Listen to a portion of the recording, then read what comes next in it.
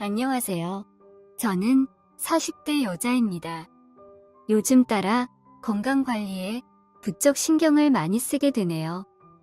40대라는 나이가 절대 많은 나이가 아닌데 한 살 한 살이 왜 이렇게 크게 느껴지는지 모르겠습니다.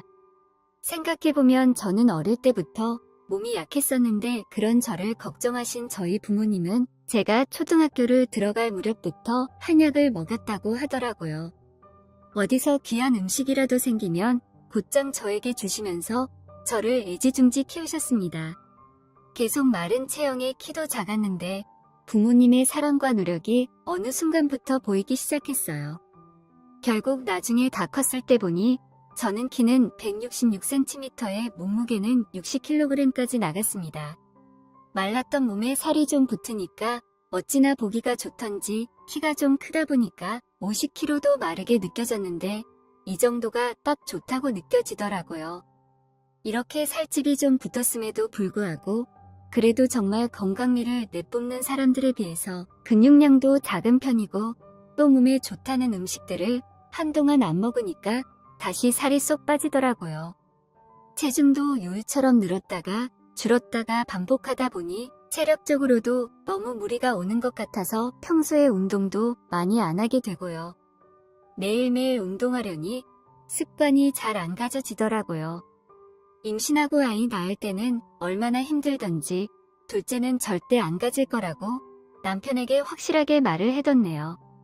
아이가 크면서 놀이터나 키즈카페 등 따라다니는 것도 지쳐서 맨날 남편 앞에서 힘들다고 투정을 부리는데 그런 제 모습도 그렇게 좋지만은 않습니다. 매 순간이 너무 힘들고 건강 때문에 예민하다 보니까 이런 이유 때문에 남편이랑 사랑을 나누고 싶다는 생각이 더 안 드네요. 사람마다 그 욕구라는 게 분명히 다르잖아요. 저 같은 경우에는 아가씨일 때부터 욕구가 별로 크지 않은 편이었어요. 처음 경험했던 나이도 상당히 늦었고 재미를 잘 모르겠더라고요. 그래서 지금 남편이랑 연애할 때도 그 짜릿한 순간이 그다지 좋지 않았습니다. 애 엄마들끼리 모여서 얘기하거나 오랜만에 만나는 친구들한테 얘기 들어보면 자기들은 어릴 때부터 남자친구랑 하는 것도 좋았고 남편이랑 하는 것도 좋다고 하는데 남편들은 다 도망간다고 하더라고요.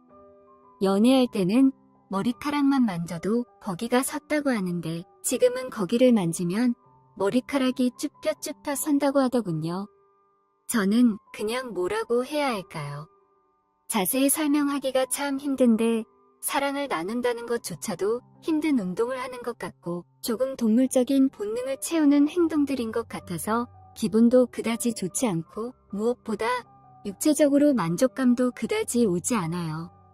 그렇게 또 남편과 안 하고 살다 보니 남편과의 관계는 자연스럽게 멀어지게 됐죠. 그래서 평소에 좀 남편한테 미안한 마음을 가지고 있긴 했습니다.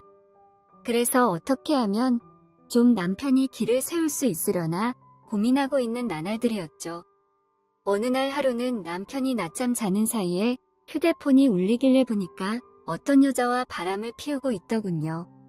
주고받은 문자 메시지를 쭉 보는데 적나라한 애정 표현까지 주고받은 게 아주 웃기고 기가 차더라고요. 아무리 그래도 그렇지 겨우 그거를 못 참고 바람이라니요. 당장 자고 있는 사람 뒤통수를 때려서 뭐라고 따지고 싶었지만 하나밖에 없는 아이 생각해서 참았어요. 그래도 언젠가 이걸로 꼭 한번 손을 봐줘야겠다고 생각해서 단단히 기억하고 있었습니다. 그리고는 며칠 뒤 간만에 15년지기 친구 희진이와 카페에서 만나서 다 털어놨어요. 남편 휴대폰을 얼떨결에 보게 됐는데 설마 예상만 했지 진짜 바람 피우고 있을 줄은 몰랐다면서 알고 나서 밥 먹는데 얼굴 보니 밥맛 떨어지고 같이 밥 먹기도 싫다고요. 이혼할지 말지 고민이라고 한참 동안이나 이 얘기를 털어놨네요. 친구 희진이는 저를 위로해줬습니다. 요즘 사이도 미지근하다더니 결국 딴 여자한테 눈 돌렸나 보다. 일찍 이혼하면 애들한테도 몹쓸 짓이다.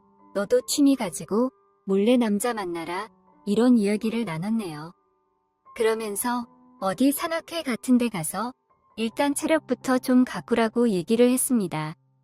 그렇게 해야 몸도 튼튼해지고 거기 사람들도 어울리면서 여차하면 한 명 꼬셔서 만나면 되는 거 아니냐고요.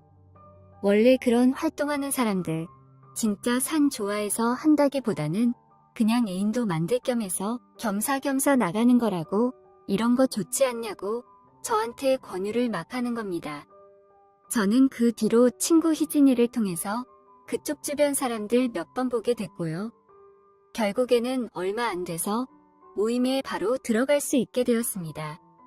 막상 모임 날짜가 다가오면서 일정을 맞춰보니 친구는 그날 시간이 안 된다면서 저한테 혼자서 다녀오라고 하더라고요. 저는 어색해서 같이 가자고 졸랐는데 희진이는 연하 남자친구 만나서 좋은 시간 보내야 한다고 아주 바쁘더라고요. 어쩔 수 없이 저는 혼자 가게 됐습니다. 남편한테는 친구랑 운동 다닌다고 하고 일요일마다 바쁠 거라고 했습니다. 원래 제 몸이 허약했던 걸 알았던 남편은 저에게 잘 다녀오라며 도시락까지 싸주더라고요. 마누라 없는 게 그렇게 신나는지 이렇게 도시락까지 싸주는 모습 보니까 더 얄밉더군요. 제가 집에 없는 동안 지 애인이랑 편하게 연락하려고 벌써부터 입이 귀에 걸려있네요. 그런 모습도 꼴보기 싫었습니다. 혹시나 연락만 하는 게 아니라 집으로 오면 어쩌나 걱정도 됐습니다. 갑자기 짜증이 확 밀려오면서 괜히 아침부터 남편한테 짜증을 쏟아부었네요. 지하철역 앞에 삐까 번쩍한 버스가 한 대 서 있었고 산악회 회장으로 보이는 남자가 사람들과 인사를 분주하게 하고 있었습니다. 큰 버스를 타고 공기 좋은 곳으로 달려가는데 차 안에서 시끌벅적 노래도 듣고 다들 기분이 업 돼 있더라고요. 서로 얘기도 나누고 스리슬쩍 자연스럽게 터치도 하던데 저는 긴장되고 어색해서 사람들하고 눈을 안 마주쳤네요. 그래도 어쨌든 오랜만에 그런 분위기에 기분이 좋았어요. 도착해서 경치 좋은 산을 보니까 울적한 마음도 힐링이 되고 계속 걷다 보니 다리에 힘도 생기고 좋아서 자주 다녀야겠다고 생각했어요. 체력이 길러질 것 같더라고요. 남편이고 뭐고를 떠나서 이렇게 가끔씩 자연과 가깝게 운동도 하고 그렇게 해야겠다는 걸 또 한 번 느꼈습니다. 몸에 좋다는 약이라는 약은 다 먹어봤는데 이 등산만 한 게 없어요. 산악회 무리끼리 성큼성큼 올라가는데 사람들은 정말 보폭도 크고 빨리 올라가더라고요. 저는 이렇게 올라가는 게 이번이 처음이라 그런지 너무 힘들었어요. 그래서 중간에 허리를 숙이고 서 있었는데 정말 다리가 후들후들거리더라고요. 이런 몸으로 살아가다가는 앞으로 10년도 더 못 살겠다는 생각이 드는 순간이었습니다. 그렇게 다리를 후들거리며 쉬고 있는데 뒤에 오던 남자가 말을 걸었어요. 그는 저에게 처음 왔냐며 힘들지 않냐며 힘들면 자기 손을 잡아라며 잠시나마 저를 이끌어줬습니다. 산악 모임에 몇 번 와봤다는 이 남자는 하얀 피부를 가지고 있어서 고급스러운 분위기를 가졌고 훤칠한 키에 몸도 다부지고 인상이 서글서글하니 멋있더라고요. 등산복과도 아주 잘 어울리는 멋진 어깨였습니다. 그런 남자가 저의 손을 덥석 잡아주는데 큼지막한 손에 힘도 다부져서 휘청거릴 때마다 제 손을 꽉 잡아주더라고요. 오랜만에 설레었어요. 저는 그런 그 남자의 손을 꼭 잡고 나름대로 힘을 조금씩 주면서 꼼지락거리면서 걸었습니다. 그렇게 좀 걷다가 쉴 때는 너무 힘들다면서 그 남자 어깨에 기댔습니다. 가까워지니 기분이 더욱 짜릿하더라고요. 제가 은근히 이렇게 티를 내는데 그 남자도 싫지 않은 것 같아서 좀 더 편하게 그에게 기댔습니다. 그렇게 얼마나 지났을까요? 한참 올라가서 중간 지점쯤에 왔는데 함께 버스에서 내렸던 그 사람들이 점점 안 보이더라고요. 다들 어찌나 빠른지 이렇게 눈앞에서 순식간에 사라질 수 있는 걸까 싶었는데 그 남자가 그 이유를 말해주더군요. 여기 온 사람들 다들 자기들끼리 눈 맞아서 조용한 곳에 불장난하러 간 걸 거라고 하더군요. 저는 그 말을 듣고 친구의 말이 떠올랐어요. 진짜 다들 애인 만들고 재미 본다는 말이 사실이었나 보더라고요. 저는 그런 것들이 전혀 어색하지 않다는 듯이 머쓱하게 웃었습니다. 여기서 아무것도 모르는 척하면 오히려 함께했던 그 남자가 저를 별로 안 좋아할 것 같다는 생각이 들었거든요. 그러면서 갑자기 제가 마음에 든다고 하더니 자기랑 애인하지 않겠냐고 말을 하더군요. 진지한 모습을 보이며 선글라스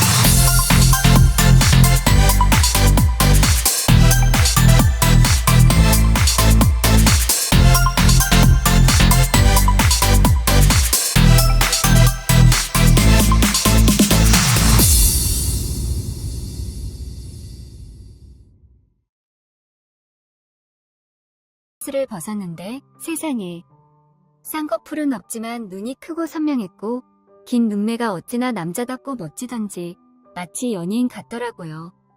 그런 남자가 저한테 애인이 돼달라고 말하니 정말 가슴이 벌렁벌렁해서 터질 뻔했습니다. 이런 남자라면 저는 기꺼이 같이 즐거운 시간을 보낼 수 있을 것 같더라고요. 저는 길게 고민하지 않고 대답했습니다. 진용 씨가 잘 이끌어주면 그렇게 하겠다며 모든 게 처음이고 낯설어서 긴장되니까 잘해달라고 말했습니다. 그러자 그는 걱정하지 말라며 세상 누구보다 기쁘게 해주겠다고 말했습니다. 그렇게 진용 씨는 제 손을 아까보다 꼭 잡아 끌고 힘차게 풀숲을 헤쳐나갔습니다. 사람들이 보이지 않고 햇빛도 들지 않는 시원한 곳에 가더니 그 남자는 돗자리를 펴더라고요. 사방이 나무로 뒤덮인 곳이었는데 세상에 이런 자리가 다 있다는 게 너무 신기하더라고요. 제대로 길이 나 있는 곳도 아니었고 막바지에는 풀숲을 조금 거쳐서 들어왔거든요. 그렇게 은밀하고 조용한 곳에서 저희는 뜨거운 사랑을 나눴습니다. 다음 주에는 오늘 만난 진용 씨랑 영화도 보고 밥도 먹기로 했습니다. 그리고 사랑도 나눌 테니 아이도 아예 친정에 맡기고 여유있게 만나고 오려고요. 또 그 다음 주에는 산도 같이 탈 거고요. 정말이지 이 남자는 등산도 좋아하고 같이 있으면 제가 막 건강해지는 것 같아 너무 좋네요. 이런 멋있는 남자 만나서 연애를 하고 있으니까 오히려 남편이 바람핀 것도 이해가 가네요. 이렇게 재밌는 건 줄 알았다면 저도 좀 더 일찍 할 걸 그랬네요. 죄책감도 전혀 생기지 않더라고요. 결혼 생활 오래 하다 보면 이제는 사랑보다도 정으로 이어가는 관계가 되어버리잖아요. 이렇게 남편 몰래 다른 남자와 사랑을 나누는 게 처음에는 좀 아닌 것 같고 잘못된 거라고 생각했지만 이제는 그럴 수도 있다고 생각해요. 걸리면 어쩔 거예요? 지도 즐겼으니 저도 이제 즐길 겁니다. 오늘도 가슴이 두근거리네요.